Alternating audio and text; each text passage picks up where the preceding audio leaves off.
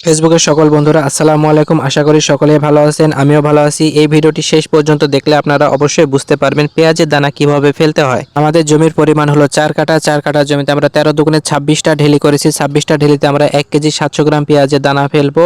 আপনারা দেখুন কিভাবে ছিটানো হচ্ছে। এভাবে ছিটিয়ে মূলত তারপরে আঁকা টানা হয়। আঁকা টানার পরে সেচ দেওয়া হয়, তারপরে পেঁয়াজের বিচি ফেলা কাজ সম্পূর্ণ হয়। পেঁয়াজের বিচি ফেলার মধ্যে সবচেয়ে কষ্টের কাম হলো এভাবে মাজা হেলে থেকে পেঁয়াজের দানা ছিটাতে হয়। উপর থেকে ছিটালে জায়গায় পড়ে না, অনেক জায়গায় উষ্টে চলে যায়, যার কারণে এভাবে মাজা হালিয়ে ছিটাতে হয়।